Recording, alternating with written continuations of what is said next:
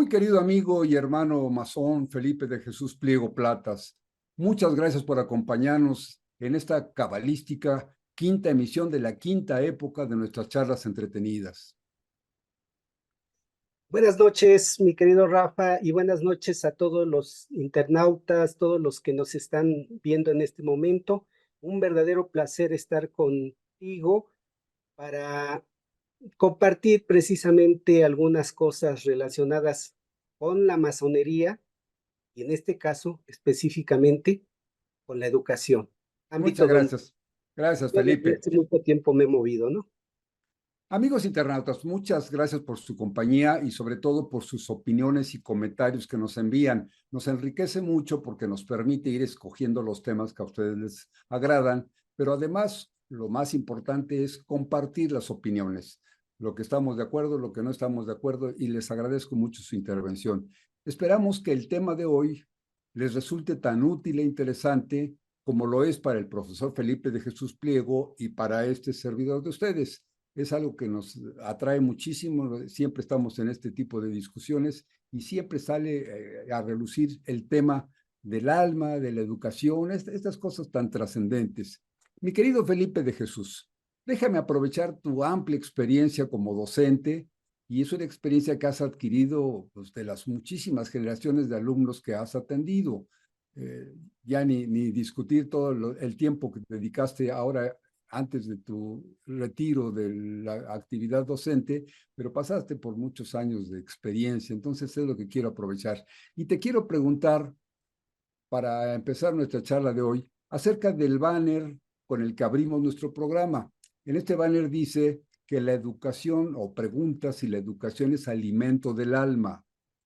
Y te pregunto directamente, ¿tú crees en el contenido de esta frase? Por supuesto, Rafa. Mira, yo creo que a mí personalmente me parece un título demasiado sugerente, eh, muy rico para ser explorado desde diferentes ángulos. Eh, Primero, porque eh, consideramos generalmente el alma como un asunto místico, como un asunto que no está relacionado con el aspecto científico. Sin embargo, nosotros tendremos que reconocer que hay dos aspectos esenciales en el ser humano, esa parte corporal y esa parte espiritual, a la que ordinariamente nosotros le llamamos alma, o que dentro del ámbito científico le conocemos como racionalidad. Entonces, si tú me preguntas, considero que es adecuado el título del banner. A mí me parece que no solamente es correcto, sino que da pie a que nosotros podamos discutir varios aspectos sobre esta temática, así como la estás planteando. Fíjate, Felipe, gracias por ese comentario, amigos internautas. Fíjense que hace muchos años había discusiones acerca del alma, de que si existe el alma, que si no existe, que si al morir desaparece todo y a otra historia, o que si trasciende al cuerpo este punto desconocido del ser humano o de los seres vivos, que es lo que se llama alma. Inclusive la definición es muy complicada. Hubo épocas, Felipe y amigos, en los que hasta se llegó a decir que el alma tenía un peso, cierta cantidad de gramos, y hubo algunas personas que dijeron haber hecho experimentos de estar teniendo a una persona moribunda en la báscula y que en el momento de expirar pues disminuye su peso y entonces consideraban que ese era el peso del alma, etcétera, etcétera. Muchas de esas cosas. Un Entonces, gramos, ¿no? era muy complicado entender esos asuntos. Pero fíjate que llegó la computación, fíjense ustedes, en mi opinión, todo este sistema de las computadoras, que uno podría pensar que es la alta tecnología, a mí me parece que es una simplificación de todo lo que puede ser un ser humano. Es como algo vivo, pero muy simplificado. Entonces, como que es más fácil entender qué cosa es el cuerpo y en materia de computación, pues hablábamos del hardware, es decir, el disco duro, la memoria, la pantalla, el teclado, todo esto es el cuerpo, lo que nosotros estamos viéndonos ahorita en la pantalla. Pero hay otro elemento que son los datos. y los datos están en tu computadora, si no, no podríamos escribir, no podríamos leer nada en la computadora, ahí están los datos. Sin embargo, si tú pensas un disco grabado lleno de una enciclopedia o toda tu historia, está grabado el disco, tiene exactamente el mismo peso que si está vacío. De manera es que esto podríamos pensar que nos identifica o nos da una señal o nos permite dar un ejemplo de lo que podríamos considerar como el alma, este elemento de software que es donde está grabado todas nuestras experiencias, nuestros amores, nuestras sensaciones, nuestras pasiones, están grabadas y no influyen en el peso o en la materia, en la parte física, pero de que existen, existen. Y una computadora a la que se le pierden los datos, pues definitivamente digamos que se murió la computadora, ya no tiene información, no tiene nada que nos pueda servir. En sentido contrario, toda la información que tienes en tu computadora, si le desconectas la electricidad, pues tampoco ya no puedes recuperarla. Entonces tienen que estar ambas cosas, tanto el hardware como el software, funcionando al unísono y entonces tenemos el elemento vital. Yo he sentido, Felipe, amigos, no sé ustedes qué opinan, quizás demasiado simplista mi ejemplo, pero es la forma como yo lo he podido entender con más claridad qué es el cuerpo, qué es el alma y eventualmente qué es el espíritu. ¿Cómo ves esta percepción mía demasiado simplista, muy pedestre, digamos, Felipe? No, Rafa, mira, a mí me parece verdaderamente iluminado este ejemplo. Efectivamente, yo creo que en ese sentido se han abordado desde muchos ángulos estos aspectos, ¿no? Del alma. Y nosotros, vamos, desde Platón, por ejemplo, hablaba de estos aspectos del alma, como la parte en donde se ubicaba toda esa gama de conocimientos con las que el ser humano crecía, con el que el ser humano, desde que nacía, cómo se iban acumulando toda esa serie de conocimientos dentro de su alma, ¿no? Incluso ellos, por ejemplo, sostenían que el ser humano eh, carecía de conocimientos y que, por ejemplo, Sócrates decía que el ser humano en la medida en que iba creciendo solamente iba tratando de recordar lo que su alma había estado en otro lugar, pues había olvidado cuando había ocupado un cuerpo, ¿no? Entonces, pues son partes interesantes de este tema que a lo mejor visto desde el ángulo científico a veces nos parecen, como tú decías, a lo mejor pedestres, ¿no? Superficiales, y sin embargo son aspectos que hasta el momento no han sido suficientemente analizados, ni tampoco hay una concreción absoluta sobre el sentido que tiene este concepto, el concepto Ya. del alma. En algunas de nuestras charlas pasadas, las anteriores, las inmediatamente anteriores, hemos hablado, por ejemplo, de un concepto que se llaman los registros akáshicos. Y los registros akáshicos es esto a lo que te refieres, Felipe, que cuando nacemos, no nacemos en ceros, no nacemos como papel en blanco. Traemos una serie de recuerdos ancestrales, cosas como, por ejemplo, el funcionamiento de nuestro organismo. Sí, a mi organismo nadie le enseñó, por ejemplo, a digerir o a respirar, a aprovechar el oxígeno, a la circulación de la sangre. Nadie le enseña eso, no lo entrena a un sistema que empezara en cero. Hacemos un nuevo ser y en el momento en que eclosiona o sale del vientre materno, pues hay que enseñarle a respirar y a lactar y a que su cerebro y su corazón funcionen. Eso no es cierto. Traemos esa experiencia.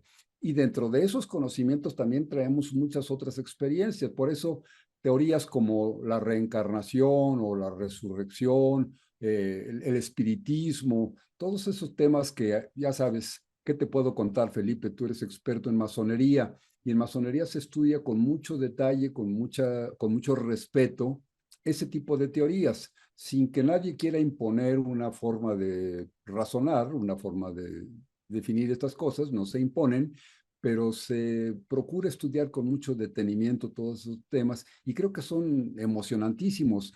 Felipe, aprovecho un poquito ahorita que estamos hablando de esto. Déjame saludar a unos de los amigos internautas. Mira, ya está con nosotros Gina Cabrera. Gina, preciosa, te agradezco mucho. Ya sabes, estás en mi corazón, pero además qué bueno que nos acompañas en esta plática con nuestro querido hermano y amigo Felipe de Jesús, por quien tenemos ellos y su familia, tenemos un gran afecto. Dice Georgina, saludos fraternales, con mucho cariño, queridos hermanos y amigos. Tema importantísimo. Muchas gracias por compartir sus conocimientos. Pues ojalá que nos apoyes, Gina, con tus comentarios, van a ser muy útiles. Emanuel Benito, Emanuel, te mandamos un abrazo con mucho cariño, el abogado Emanuel Benito Cosa Arámbula. Buenas noches a todos, preguntando, ¿es lo mismo el alma y espíritu? ¿O cuál es la diferencia y dónde se encuentran? Úchala. Ahora sí nos pusiste a sufrir, Emanuel Benito. Nos pregunta Felipe de Jesús, nos pregunta Emanuel si es lo mismo alma y espíritu. Y yo creo que fácilmente podríamos recordar lo que decíamos hace ratito. Digamos que son tres partes, un triángulo del ser, no solo el ser humano, sino el ser vivo. Y me dice él que dónde se encuentran. ¿Qué se te ocurriría responderle, Manuel, para que no se ría demasiado de mí, ¿eh? Porque si le intento contestar yo, quién sabe qué diga. Entonces, apóyame, Felipe, ¿qué le contestamos Pues honestamente, en mi nula experiencia en este aspecto, pues yo no tengo una respuesta sólida con relación a la pregunta que nos está haciendo nuestro querido hermano, ¿no? Sin embargo, todos nosotros tenemos dentro del ámbito científico, creemos que esa parte del alma, esa parte del espíritu, pues se encuentra en el cerebro. Digo, desde un punto de vista científico. Sin embargo, dentro del punto de vista esotérico, pues realmente yo no podría decir que en alguna parte específica del cuerpo se encuentra el alma o el espíritu. Sí, sí, tienes toda la razón. Por eso, Emanuel Benito, te agradezco mucho la pregunta, es importantísima, es parte de lo que siempre estamos discutiendo cuando tocamos estos temas. Es muy complicado y por eso yo recurría a un ejemplo que es muchísimo más simple, una computadora. Una computadora es un ser vivo, pero simplísimo y con perdón de los expertos en computación que opinan que sus máquinas son una maravilla. Pero hasta ahorita no he visto ninguna computadora, por ejemplo, que verdaderamente sufra por un poema o goce por un poema que está escrito en su disco duro.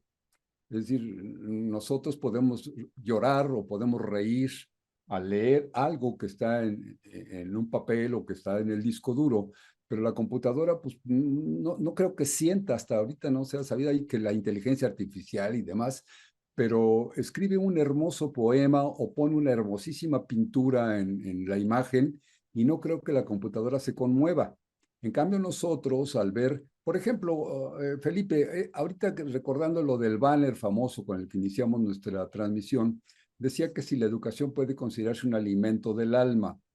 Y te quería preguntar eso, pero hablando de alimento del alma, como para tratar de acercarme a las preguntas de nuestro querido hermano y amigo Emanuel Benito, eh, al ver una obra de arte, al escuchar una hermosa melodía, una canción, el sonido de los pájaros, unas flores en el campo, al ver esa belleza, algo pasa en nuestra alma. Exacto. No es nada más como la cámara que toma la luz y la refleja en un papel y se acabó.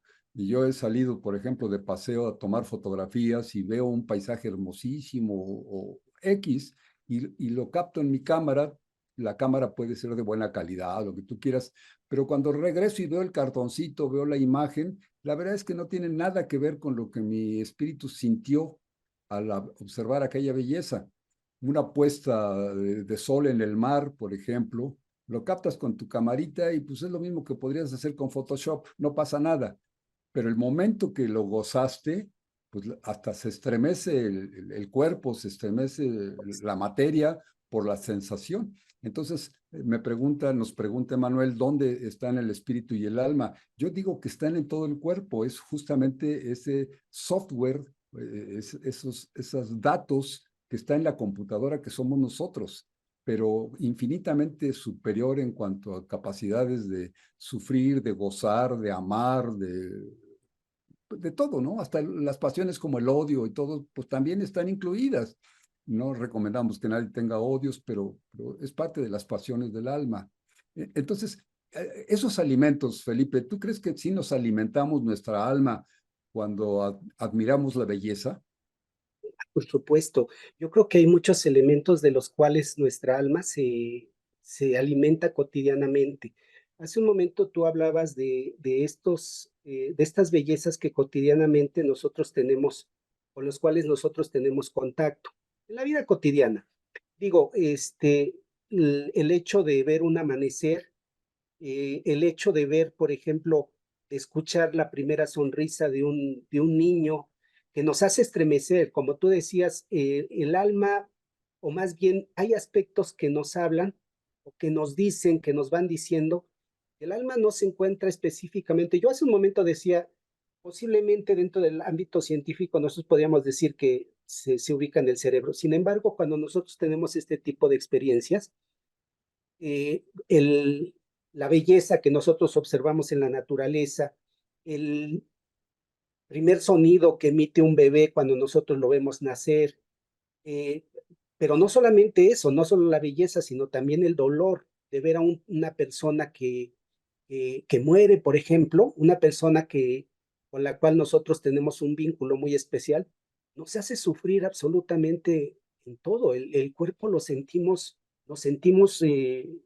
verdaderamente afectados. Nos sentimos afectados en el corazón, pero también nos sentimos afectados en todo el organismo, absolutamente. Entonces, coincido contigo en el sentido de que en ese caso de ejemplos, el alma efectivamente se puede encontrar en todo el cuerpo, en todo el cuerpo. Y por supuesto que el alma se alimenta absolutamente, sobre la pregunta que tú decías, se alimenta absolutamente de todo lo que cotidianamente vivimos. Y es precisamente de donde nosotros vamos a vincular este aspecto, el aspecto educativo. Eh, el ser humano aprende en todos los ámbitos donde se mueve, absolutamente en todos, en el hogar, en la calle, con los grupos de amigos, en el equipo de fútbol donde interactúa, este, pero también lo hace, vamos, estos conocimientos o estos contactos con los que se tiene, por supuesto que van aportándole al alma ciertos elementos que les van dando, van dando forma a la personalidad de cada ser. Estas vivencias, digamos, son partes, son elementos fundamentales del proceso educativo. La educación no solamente se tiene o no solamente se vive en las escuelas. Sabemos que hay un proceso educativo eh, formal y un proceso educativo informal. Todo aquello que nosotros tenemos contacto en la cotidianidad, que no necesariamente está sujeta bajo un esquema, que nosotros vivimos y que de ella aprendemos, por supuesto que son parte del proceso educativo. Por eso es que dentro de una familia, dentro de una familia, pueden haber 3, 4 hijos y tener el mismo alimento, gozar de cotidianamente de la convivencia entre todos los miembros de la familia, pero a final de cuentas, en la medida en que el ser se va desarrollando, va teniendo una personalidad absolutamente distinta. ¿Por qué? Pues porque cada persona se va relacionando de manera distinta, tiene sus propios ámbitos de relación. Y entonces, en ese sentido, la persona va configurándose de una manera completamente distinta, aún perteneciendo a la misma familia. Y si esto es así en una familia, pues imagínate en una sociedad ya mayor, Sociedad, ¿no? es decir, en Por un supuesto, aula o una universidad o una escuela o una ciudad o un país, ¿no? Y ya que podemos decir de los 8.000 millones de terrícolas, claro. cada cabeza es un mundo, decían los abuelos y tenían razón. Y ahorita que hablas de esto, Felipe, me ocurre, se me viene a la mente una serie de ideas. Hablabas de esta alimentación que va produciendo diferentes reacciones, es decir, la comida física, el alimento físico, las papas, el arroz que ingerimos, también se traduce en diferentes formas en el cuerpo. Hay personas que engordan mucho, otras personas que permanecemos flacos, en fin, hay muchas formas de reaccionar a lo mismo. Las recetas universales, como cuando dicen, come tal cosa y te vas a ocurrir tal otro, pues son muy atrevidas porque la verdad es que cada organismo reacciona de diferente manera a los estímulos. Y en ese sentido, Felipe, hablabas de la alimentación. Si le damos al alma, al espíritu, al ser vivo, le damos diferentes tipos de educación, pues esta persona, este ser vivo, animalitos o seres humanos, lo va a apreciar de diferente manera y lo va a aprovechar de diferente manera. Tú decías, un miembro de la familia puede ser diferente de otro, aunque haya tenido la misma convivencia.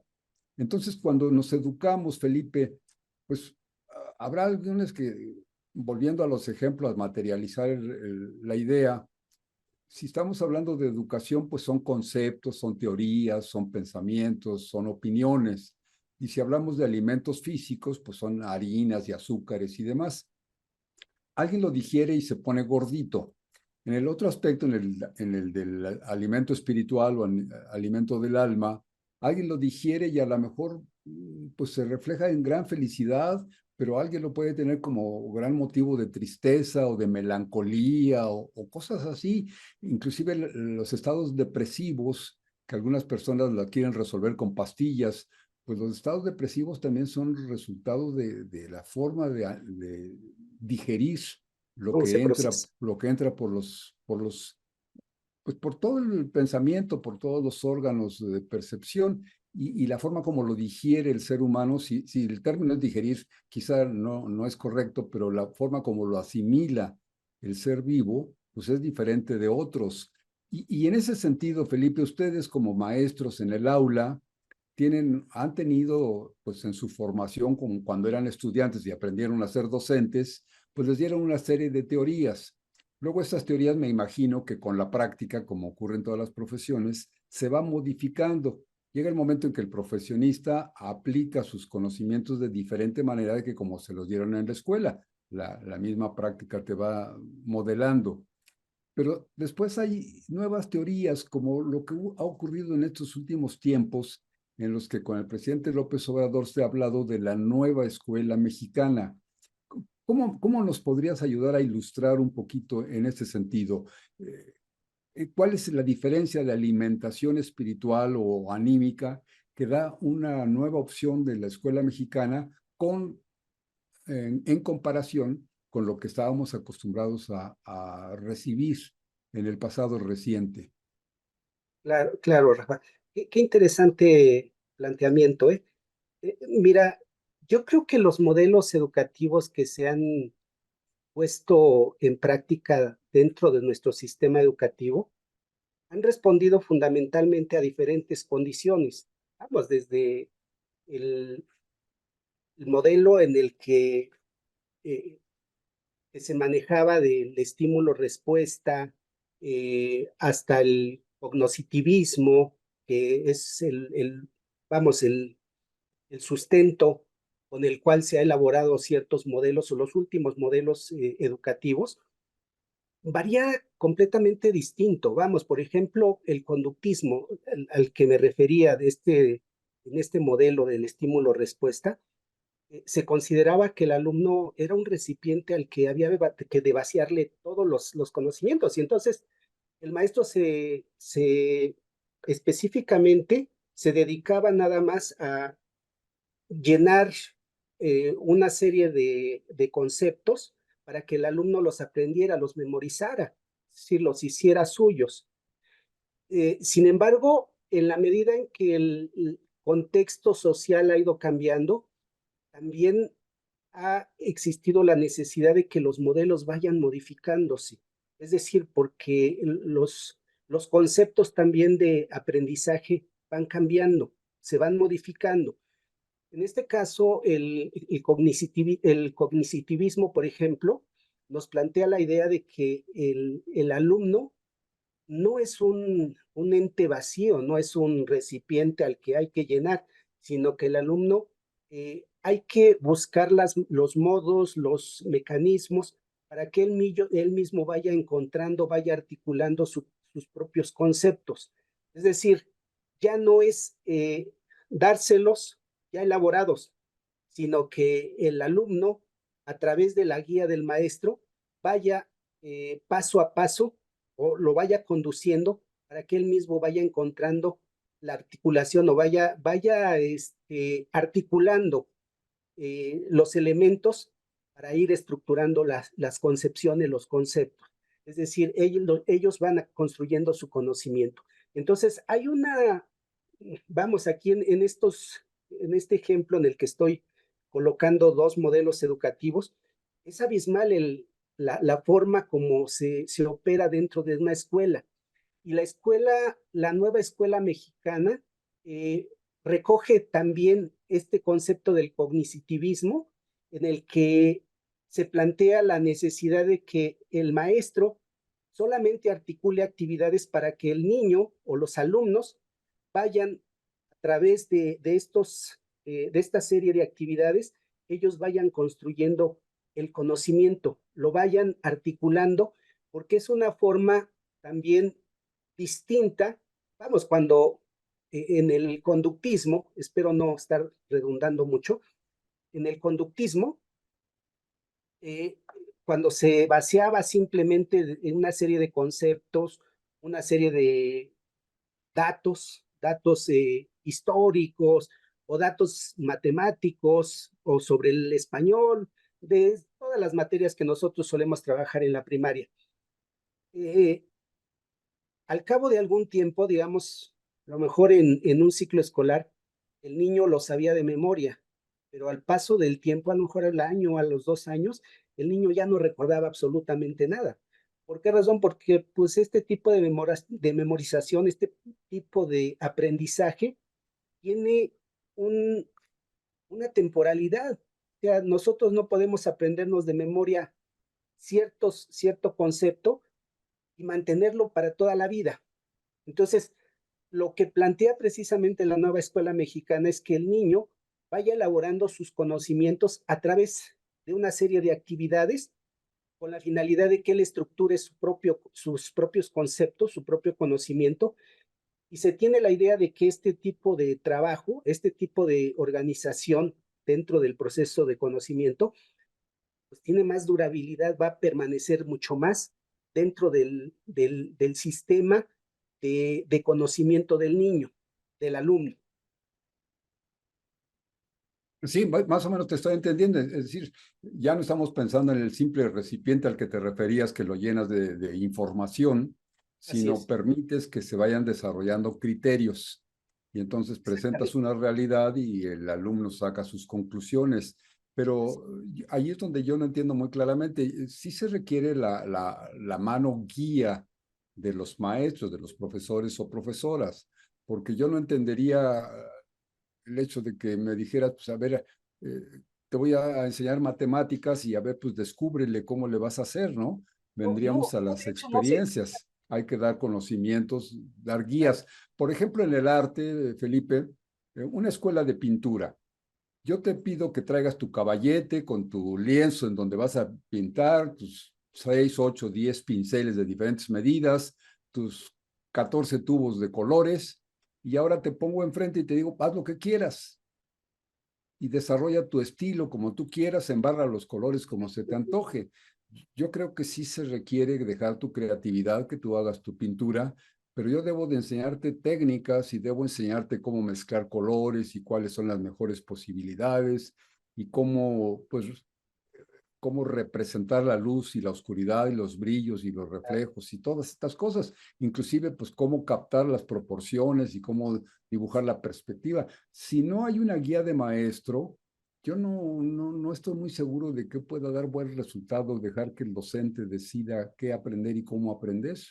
no, no, no, es que no, bueno, la nueva escuela mexicana no plantea eso, no es una escuela eh, a la María Montessori, en el que se planteaba al alumno dejar que hiciera lo que quisiera, ¿no? A lo mejor si lo veíamos que estaba interesado en la pintura, pues acercarle todos los elementos para que él fuera pintando, ¿no? Lo que él quisiera. Si alguien estaba interesado en la lectura o en la poesía, pues acercarle todos los libros de poesía para que el niño se eh, sintiera que tenía los elementos suficientes para ir trabajando Claro. sobre lo que le interesara. No, aquí en la nueva escuela mexicana lo que se plantea, la labor, ¿cuál sería la labor del maestro en este caso? Articular toda una serie de actividades que van encaminadas a que el alumno las vaya realizando con la finalidad de que en ese camino el alumno vaya estructurando su conocimiento. No dejar al niño solo que haga lo que le guste o lo que quiera, sino que el maestro vaya de forma sistemática organizando las actividades, determinado tipo de actividades para que en determinado momento el niño llegue a realizar lo que en principio el objetivo del trabajo que el maestro está planteando se logre.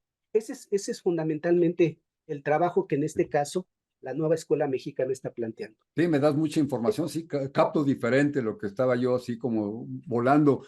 Fíjate que Manuel Benito nos dice, luego entonces he visto en personas el brillo de su cuerpo como expresión del espíritu y es maravilloso. Claro, Benito pues, se está refiriendo a algo así como lo que en algunas culturas orientales sobre todo le llaman el aura. Lo Laura. ve brillar y desde luego que sí es absolutamente importante tener la capacidad de captar esas cosas. Nos está hablando también, nos está mandando un saludo Nancy Yolotli. Querida Nancy, te mandamos un abrazo. Dice, un abrazo de luz a todos mis hermanos. Te regresamos un poquito de esa luz que nos das. Emanuel también insiste, también la expresión de este grupo tiene un espíritu jovial al hablar de un grupo de personas. Luego el alma será conjunto o nacimiento del entorno. Chispas, ahí sí ya no entendí muy bien la pregunta. Al hablar de un grupo de personas, tiene un espíritu. Dice, hay una expresión, él la pone entre comillas, ahora entiendo. Dice la expresión, este grupo tiene un espíritu jovial. Esa sería la expresión. Al hablar de un grupo de personas, luego el alma será conjunto o nacimiento del entorno. Es decir, cuando hablamos de que un grupo tiene un espíritu jovial, aquí diríamos, por ejemplo, un grupo de tu escuela, Felipe, un grupo de alumnos. Hay un grupo que es muy desordenado y hay otro grupo que es muy ordenadito. Nos pregunta Manuel algo muy interesante. ¿El alma entonces es colectiva o no? Ahí está un poco complicado, pero me parece que sí tenemos respuesta para ello. ¿Cómo lo ves? Bueno, lo que pasa es que lo que se están compartiendo ahí es una serie de condiciones eh, que van en determinada forma dándole una estructura a lo que nosotros estamos llamando alma. Es decir, se va conformando de una manera muy semejante en este conjunto de alumnos. Yo en este caso podría poner como ejemplo, mira, en mis 32 años de labor académica, me encontré con grupos diversos, absolutamente diversos uno del otro, diferentes. Había desde aquellos grupos en los que el conocimiento para ellos o el trabajo escolar simplemente era aborrecible y asistían Una porque carga. hay una carga, exactamente. Y había otros grupos en los que el hecho de estar en el aula era una auténtica bendición o un auténtico placer el estar dentro del aula, la participación de cada uno de ellos, el gusto por buscar cada una de las respuestas o las dudas que les surgían, que las buscaban por todos los medios, ¿no? Entonces, cada uno de ellos se va conformando de manera totalmente distinta y sí influyen, por supuesto, se influyen unos entre otros. En un grupo, por supuesto que hay ocasiones los liderazgos que nosotros nos encontramos, en esos liderazgos, nosotros encontramos que los grupos se van influyendo unos a otros. Entonces, no podemos decir que compartan o que vamos, un alma se forme de manera, digamos, colectiva. Se influyen simple y sencillamente, pero las almas evidentemente son individuales. Claro.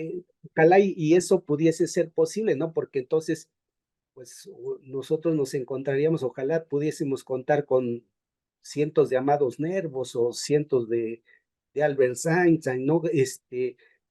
Que se que compartieran su alma, su espíritu, es decir, en este caso su conocimiento, ¿no? La estructura de su conocimiento. Es la hermosa individualidad que es muy, muy, Exactamente. muy valiosa, pero que también aquí hay sus bemoles. Siempre hemos comentado, Felipe, que la individualidad pues es muy importante cultivarla y demás, pero el sentirse partícipe de la humanidad, el sentirse como yo soy un miembro más de la humanidad, de un grupo, de una institución, nos enriquece muchísimo. Esta individualidad que se ha visto en los últimos tiempos raya en lo que yo podría llamar atrevidamente egoísmo.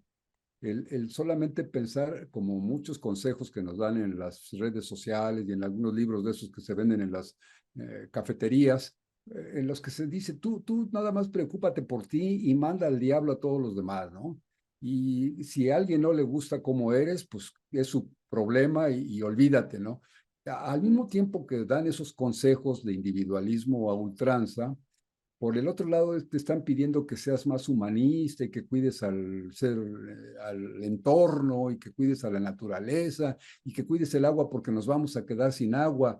Y yo digo, si me están aconsejando que no me importen los demás, pues yo voy a tomar el agua que necesito y bañarme por 2 horas y hacer lo que se me antoje con mi agua. Yo la pago, ¿qué me importan todos ustedes? Entonces yo creo que ahí hay unas contradicciones terribles que finalmente llevan al ser humano a la angustia. Y aterrizando un poquito en lo que hablábamos del alimento del alma, Felipe, haciendo un parangón, quisiera llevar un paralelismo entre lo que es el alimento del alma y el alimento del cuerpo, porque ambas cosas son importantísimas. Decía yo hace rato en la computadora, pues no se puede, si le desconectas la electricidad, tendrás allí adentro muchos datos en tu software, pero finalmente no sirven para nada. Y por el otro lado, si se borra el disco duro, pues tampoco la computadora sirve para nada. Entonces, ambas cosas deben estar imbricadas y dar una solución de conjunto. En este sentido, Felipe, la educación, que es el alimento del alma, no podríamos llamarla también como las papas fritas. Hay alimentos chatarra y en la educación también hay educación chatarra. Si esa educación le damos a nuestra alma, pues a lo mejor se va a poner obesa y grasosa y enferma y le va a dar diabetes a nuestra alma. Estoy hablando de sentido figurado, pero nuestra alma se va a distorsionar como se enferma el cuerpo. Le damos alimentos chatarra que además de malos son caros y por otro lado, pues la alimentación buena, la alimentación útil, se está volviendo cada vez más escasa y más cara. Entonces estamos viendo que hay una rebaja de precios en los teléfonos celulares, en las unidades de memoria de las computadoras. Estos han ido reduciendo sus precios, pero las papas, los frijoles, el arroz, el maíz, se está encareciendo terriblemente y llega el momento en el que no alcanza para tener una buena alimentación física. De una manera similar, yo veo que los jóvenes, no sé, yo estoy totalmente alejado del mundo de la educación, de las escuelas y todo esto, pero lo que observo por ahí es que el joven no tiene un gran interés en conocer su entorno. Con el teléfono celular les basta. Inclusive leía yo hace unos pocos días una reflexión de un maestro que dice que se retira de su docencia después de muchos años porque se siente derrotado por los celulares. Dice, mis alumnos no son capaces ni de darme 45 minutos sin teléfono celular, entonces yo me doy por derrotado y no quiero saber más de las aulas. Todo esto me lleva a reflexionar, Felipe, así como hay alimentos chatarra costosos y que cada vez es más difícil cultivar, eh, pues, alimentos, plantas alimenticias, y vamos cayendo en las papas fritas y en los chetos y en esas cochinadas. De una manera similar, la televisión, por ejemplo, está embotando los sentidos. Los niños y los jóvenes pues han degradado su sentido de percepción, por ejemplo, de la belleza. En lugar de que procuremos vernos mejor de una manera más agradable, pues los jóvenes tratan de verse lo más agresivo posible, con la ropa rota, con la ropa sucia, con los cabellos de una manera desordenada, adornos que antes eran pues de los esclavos o de los presidiarios, como los tatuajes, los aretes, todas estas cosas. Se trata de agredir al de enfrente, ve qué feo me veo para que te moleste, ¿no? Y lo mismo las ropas, hombres y damas, pues cada vez con ropas más atrevidas, enseñando sin pudor el cuerpo. No me asusto, no estoy planteando el decimonónica, la costumbre decimonónica o aquel falso pudor de las faldas largas. No me refiero a eso, pero sí me refiero al sentimiento de la estética, el hecho de tratar de vernos mejor, de lucir mejor para los demás. Por ejemplo, a la hora de comer, Felipe, pues comer, antiguamente se procuraba uno descubrir la cabeza, quizá un poco religioso, un poco de respeto, pero sentarnos a la mesa con la cabeza descubierta y de la manera más educada posible, atender a los demás. Actualmente yo veo que se sientan a la mesa con sus cachuchas, con sus sombreros, con su celular en la mano y literalmente, y lo digo con respeto, pero con seriedad, literalmente están tragando. No están departiendo la comida, no están haciendo ese banquete de familia, sino simplemente llenando la panza. ¿Consideras que hay un paralelismo entre ese alimento del espíritu, del alma, que es la educación en todos sentidos, artística y técnica y científica, toda la educación, y por el otro lado, la escasez cada vez más notoria de alimentos de buena calidad para el cuerpo?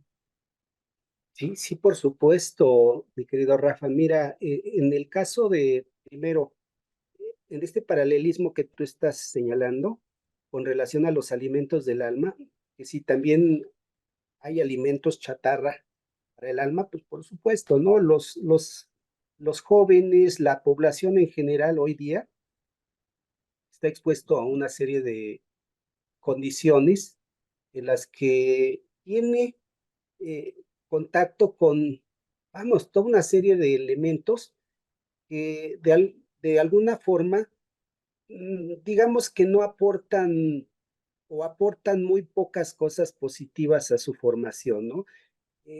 Digamos que, vamos, el Internet, por ejemplo, nosotros hoy los jóvenes tienen acceso no solamente a imágenes bastante inadecuadas, vamos, las relaciones sexuales casi todos los están expuestas para todo, para todas las personas, incluyendo a los niños, pero no solamente eso. Nosotros vemos, hace algún tiempo yo veía que hay canales en los que se exponen situaciones de violencia, por ejemplo, las que suben los narcotraficantes por ahí degollando a sus enemigos, a sus opositores, todo ese tipo de cosas, todo ese tipo de elementos, digamos, en el paralelismo que tú estás hablando con relación a los alimentos del cuerpo, que son nocivos para el cuerpo, por supuesto que estos elementos, y estoy solamente señalando algunos, digamos que son los más evidentes. Todo esto, lo de la sexualidad expuesta, la violencia, eh, solamente son algunos de los elementos que, digamos, más evidentes de los que podríamos hablar, que son alimentos chatarra para el alma, digamos. Y en el caso de los alimentos para el cuerpo que son chatarra, pues hoy día estamos nosotros expuestos también a una gran cantidad de alimentos, sobre todo industrializados, que muy poco aportan al, al, a la salud del individuo. Nosotros sabemos que el cuerpo requiere de una serie de nutrientes que generalmente no se encuentran en los alimentos industriales, que se encuentran en una cantidad ínfima, pero que aportan prácticamente nada. Entonces, sí, efectivamente, vuelvo a la pregunta que tú me planteabas, Rafa. ¿Habrá alimentos chatarra para el alma, así como hay alimentos chatarra para el cuerpo? Por supuesto que sí.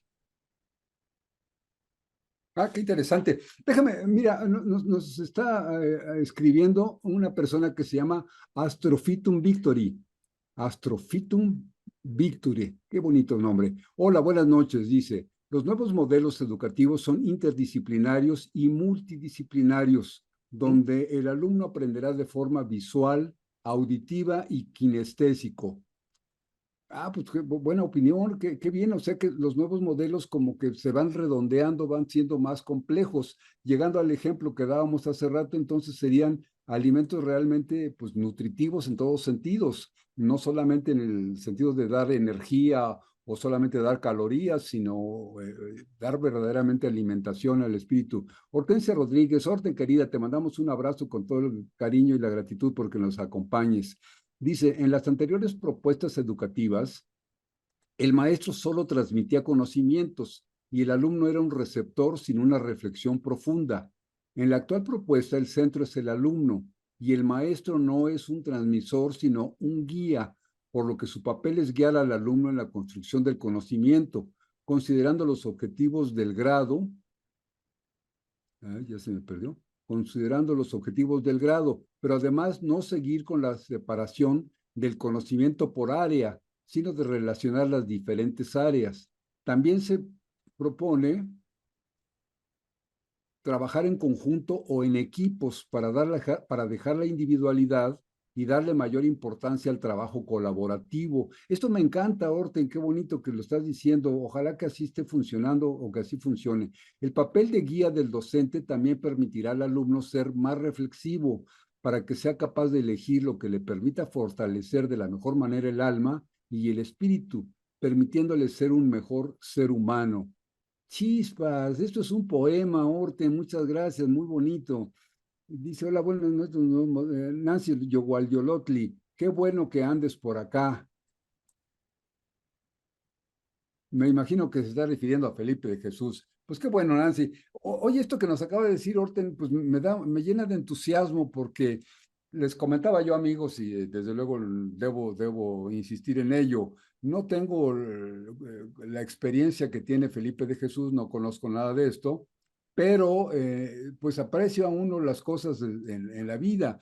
Y así como hablábamos de lo que se espera de los docentes y de la nueva escuela mexicana, Felipe, hay una serie de problemas en la alimentación. Yo digo que, ah, por ejemplo, el agua, hay agua suficiente para todos. El problema es la distribución.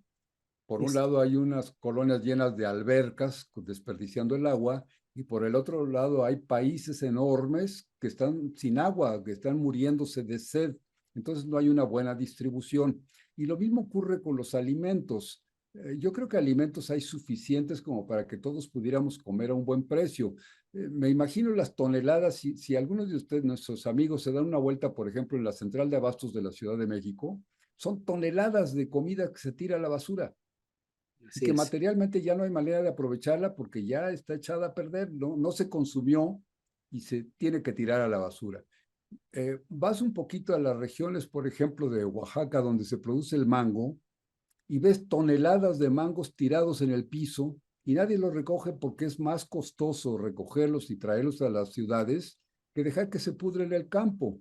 Y así como eso, en todo el mundo, en países más desarrollados, la opulencia es notoria. Se tiran cantidades enormes de plástico que se compraron en algún momento. Sí, cuando compro yo alimentos y vienen en un plástico, no es gratis el envase me lo cobraron y simplemente lo utilizo para traerlo de la tienda a mi casa, aquí lo convierto en basura y lo desecho. Y lo poco que viene adentro, pues es lo que aparentemente está muy caro. Entonces, estos sistemas de comunicación, de producción sobre todo, tanto del alimento para el alma con la educación, como el alimento para el cuerpo, Felipe, ¿habría algo que se pueda hacer así claramente, de inmediato, que pudiera dar mejores resultados? Hablamos de los transgénicos y nos molestan mucho que se permita los transgénicos, pero finalmente, pues la gran producción de alimentos tiene que llegar a la industrialización, ¿no? Claro, sí, por supuesto que se pueden hacer muchas cosas. Mira, con relación a lo que tú señalas, ¿no? Que a veces pensamos que no hay alimento suficiente para abastecer a toda la humanidad. Y efectivamente yo coincido contigo, nosotros por experiencia sabemos que hay no solamente suficientes alimentos, sino que sobran para abastecer a toda la población mundial. Desgraciadamente, vamos, las condiciones sociales han impuesto situaciones que impiden o que sí que impiden o impide que se garantice la distribución equitativa a toda la población. Hay personas que acumulan una gran cantidad de alimentos y que, sobre todo en el caso de los comerciantes, que especulan con ellos. Yo soy originario de una población en la que a lo mejor el 30% de la población se dedicaba al comercio, es comerciante, y fundamentalmente de fruta, verdura, todo eso. Y sabíamos lo que hacían.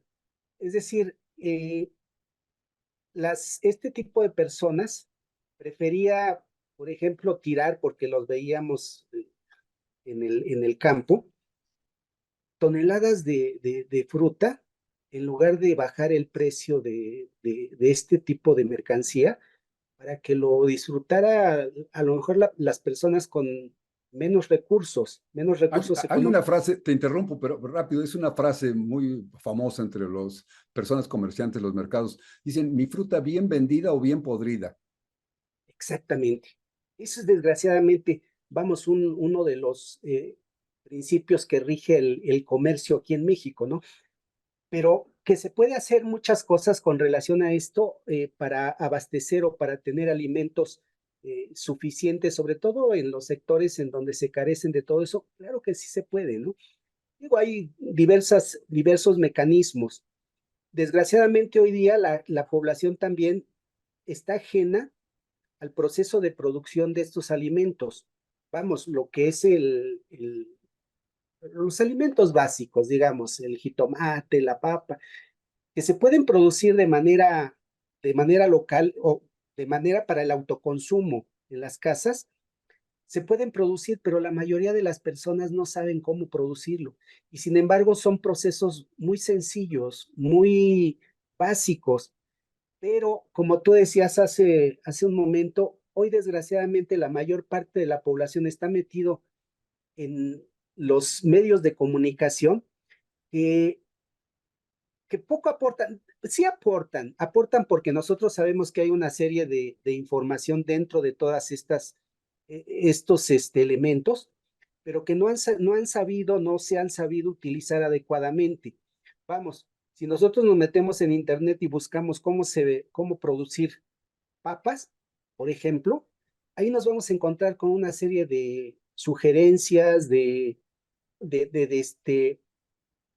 vamos, de medidas para poder producir dentro del hogar, digamos, eh, una cantidad específica de este alimento sin necesidad de estarlo yendo a comprar y sin Felipe, necesidad de tener un había espacio muy amplio.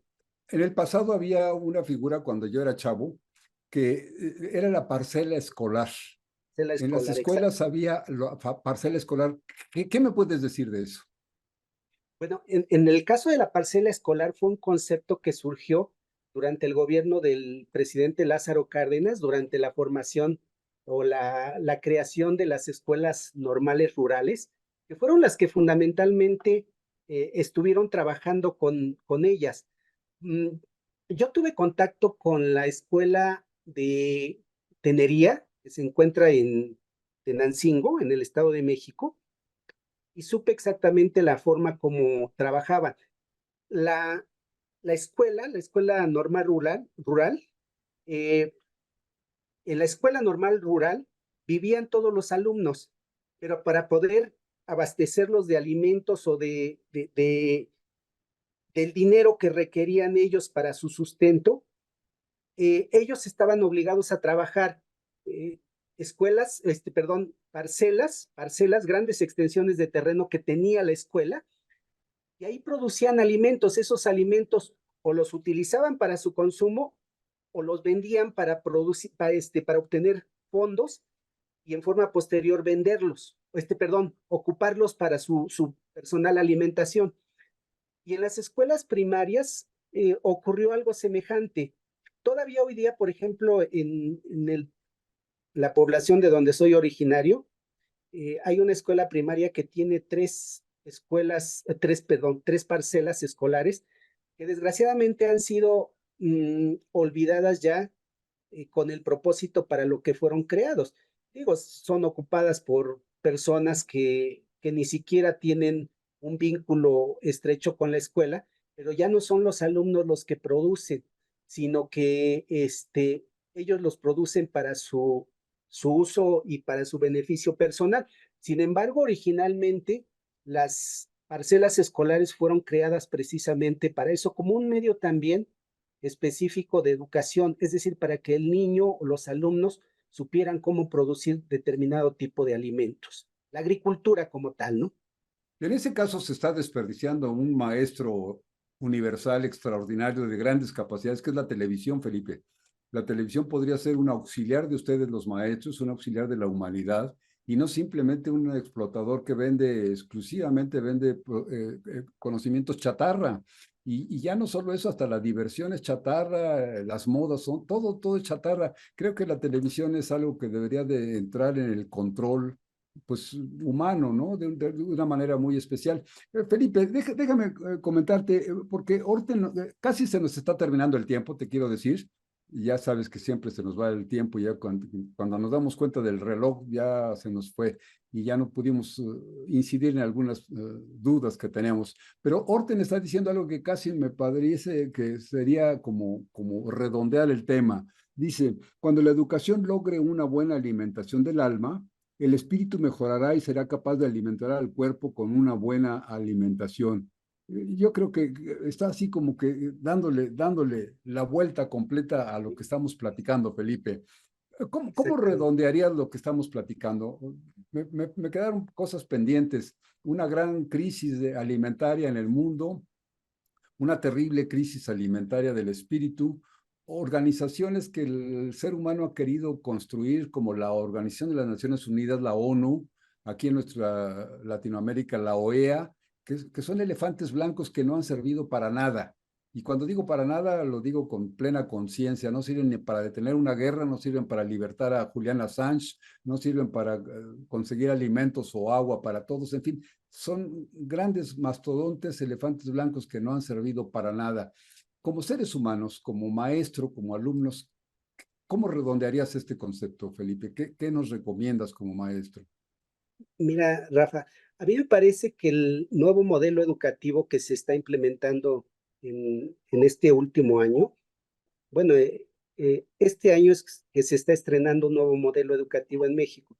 Nos está dando la oportunidad precisamente de retomar algunas cosas que nos podrían o nos pueden permitir enriquecer al alumno no solamente dentro del ámbito espiritual, sino del ámbito corporal. Vamos, los proyectos que se están manejando dentro del nuevo modelo educativo son tres tipos de proyectos. Los proyectos del aula, un proyecto del aula, los proyectos escolares y los proyectos comunitarios. Son tres tipos de proyectos que se están manejando dentro de este nuevo modelo educativo. Y esto, por supuesto, que nos va a permitir, yo creo que habría que abundar sobre estos tres proyectos porque son interesantísimos cómo los están planteando. Un proyecto, para que nos entiendan, es una serie de actividades, es un conjunto de actividades que tienen como propósito llevar o conducir al alumno para que ellos elaboren o encuentren el conocimiento, estructuren su conocimiento. Son los que decía hace un momento Hortensia, que la labor del maestro es conducir al alumno para que llegue a estructurar su propio conocimiento.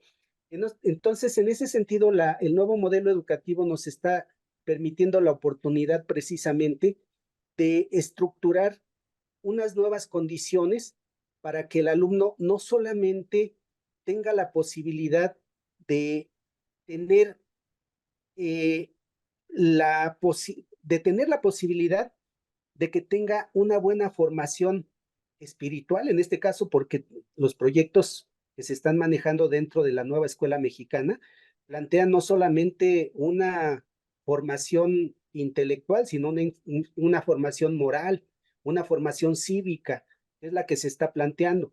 Entonces, eso es lo que nosotros creo que nos está planteando este nuevo modelo educativo, la posibilidad, la oportunidad de tener nuevas condiciones que nos posibiliten formar alumnos mucho más enriquecidos o muchos más auténticos en el sentido estricto de la palabra. Pues Felipe, te agradezco mucho, se nos acaba el tiempo prácticamente, yo te agradezco, creo que hemos redondeado. Me estás dando una gran esperanza con esta nueva escuela mexicana, una esperanza, pero al mismo tiempo una angustia. Ojalá estamos cambiando de gobierno prácticamente, en este año vamos a cambiar de grupo en el poder y ojalá que verdaderamente se siga el segundo piso de la cuarta transformación, Ya que continuidad, los ¿no? nuevos gobernantes le den continuidad, porque me daría mucha tristeza que otra vez volviera a ocurrir lo que ocurrió en el pasado, que llegan los nuevos y rompen los papeles y los tiran a la basura, ¿no? Y los planes sexenales y los planes educativos y todos siempre han sido experimentos de 4 o 5 años, de 6 años cuando mucho, y aprobar otro y aprobar otro y aprobar otro. Ojalá que pues vayamos ya dando una forma a toda la educación que finalmente nos llegue a la estructuración de un nuevo modelo de mexicano. Y eso sería, en mi juicio, algo que la generación que estamos ya a punto de dejar este mundo, pues deberíamos dejar como legado, que se haga la posibilidad de la reestructuración del ser humano. Claro, Felipe, si claro. no tienes Sí, nada que a mí me parece, agregar, sí, dime, por favor. perdón, sí, a mí me parece que eso es verdaderamente importantísimo, el pensar en la posibilidad de que haya un proyecto transeccional dentro del ámbito educativo. Y efectivamente, como tú lo señalas, ese ha sido uno de los problemas fundamentales de todo el sistema educativo, del sistema educativo nacional, porque hay proyectos que incluso son anuales, desgraciadamente, o que durante un sexenio se han manejado dos proyectos, es decir, está un proyecto y a la mitad del sexenio se cambia de modelo educativo y entonces los maestros están así en una situación verdaderamente pasmados, que no saben ni cómo actuar. No estábamos trabajando con un modelo y ahora a mitad de sexenio nos cambian el modelo y tenemos que implementar otro tipo de, de conceptos, pero también de formas de abordar el sistema educativo, el proceso educativo.